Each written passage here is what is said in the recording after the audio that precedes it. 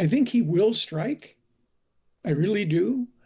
But I don't think it will accomplish what what I think would be the goal to actually shift the balance of power between the regime and the protesters that they're killing. Yes. I don't see how any U.S. strike will do that. Let's just go back on those reports that military personnel from U.S. air bases in Qatar have been told to leave. It's just added to the speculation that President Trump may order military intervention in Iran at some point soon. President Trump, speaking outside Air Force One last night, responded to claims that Iran would retaliate if attacked by America. Yeah, Iran said that the last time I blew them up with the nuclear capability, which they don't have any longer. So Iran said that the last time. They better behave. Now then, that's President Trump. Let's get the thoughts of Aaron David Miller, a former Middle East peace negotiator at the State Department. Hi to you, Aaron. Hey, John, how are you? I'm well, and it's good to have you with us. Happy New Year. And Happy New Year to you, Aaron. It's great to have you with us at a time like this. I mean, do tell me, if you were advising the president today, is there a form of military action that you believe might be valuable in helping the cause of freedom and human rights in Iran? Look, when it comes to Iran, John, whether it's diplomacy, military strikes, clandestine activity, cyber, there are no good options here.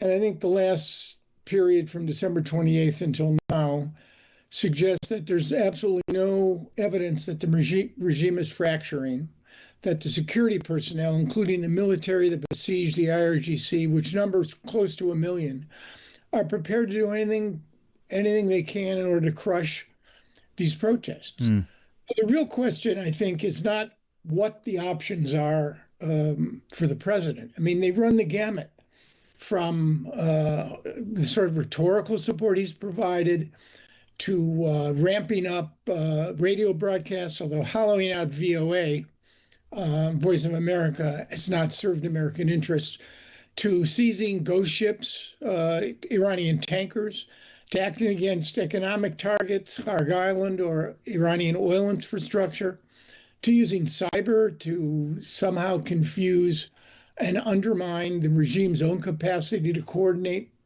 and plan this repression, and a series of airstrikes, either from bases in Qatar. We have 3 destroyers in the Red Sea that are capable of launching missiles. You can use Diego Garcia or the domestic or the homeland, CONUS, to launch B-52s as he did in June on the nuclear sites. All of those options, John, are doable. Yes. All of them we can do, but when the U.S. decides to do something like that, it needs to ask itself a few questions. Number one, can we? And that was clearly demonstrated in the Maduro grab and go. Should we? What are the potential risks and costs? And if anything, the long-term consequences? And right now, I think the president has, because he has, unlike any of his predecessors, Republican or Democrat, many of whom I worked for, has been very risk ready in terms of laying out his determination not to allow what the malacracy and the IRGC in Iran are doing to demonstrators, including retaliating if they dare hang this protester that was supposed to be executed today, basically saying help is on the way, we're going to hit them hard. He's boxed himself in, because if he strikes, the consequences, you'd have to answer the question, will this embolden the regime and delegitimize the protesters? Will it create a reaction by the Iranians against al-Udeid in Qatar? But the most seminal question is, will it fundamentally, John, and this is the key question, I think, with all of the president's options, will acting fundamentally change the balance of power that we now see playing out in the streets of Tehran? Yes. Where the regime shows no evidence of cracking Yes. or standing down. If he doesn't strike, well, then the questions will come quickly. Well, Mr. President, what about your own believability, your credibility? You've watched. The Iranians are killing anywhere from, count maybe up to 3,000 or more. And you promise to do something. And what are the moral implications, John, Yes.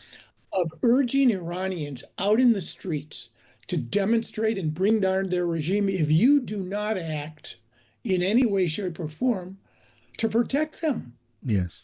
Yes. Doesn't that pose a sort of moral dilemma for any leader? And can we protect the demonstrators? Bottom line, John, I think the president, given his own mindset, his risk readiness, the fact that he tells the New York Times that only his own morality is the only thing that determines whether or not he should act or not.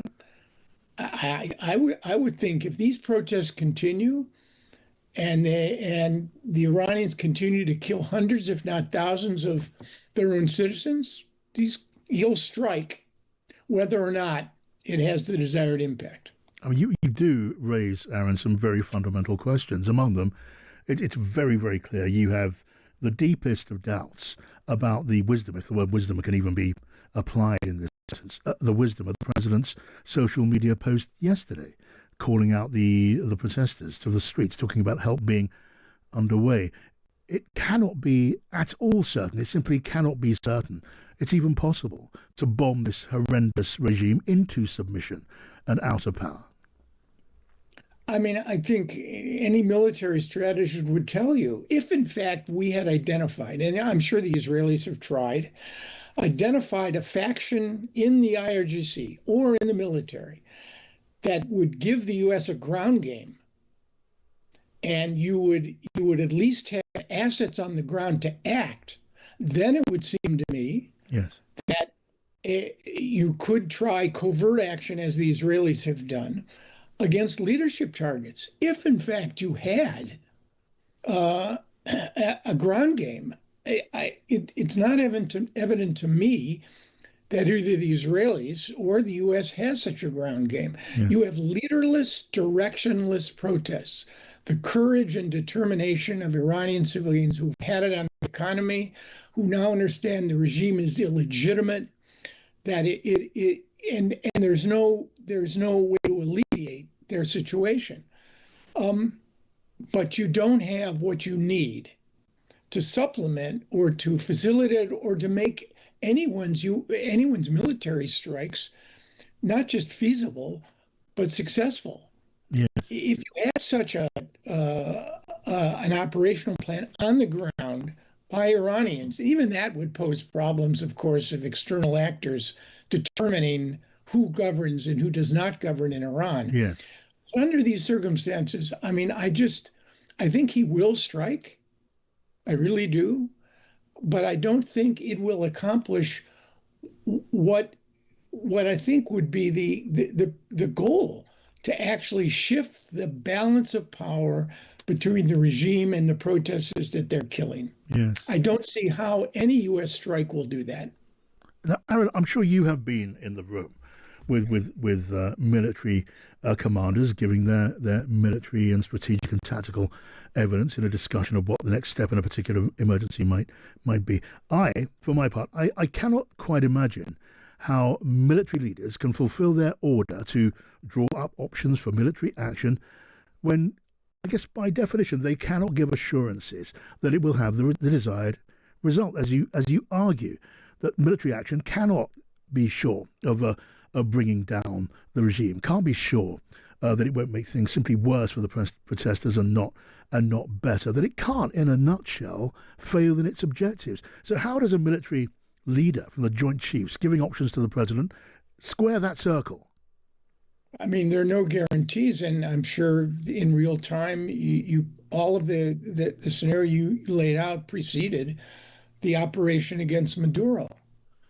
And I, that was an extraordinary demonstration of American expertise, tactical brilliance, and coordination to do that. But again, it demonstrates that despite the power and acumen and brilliance of the U.S. military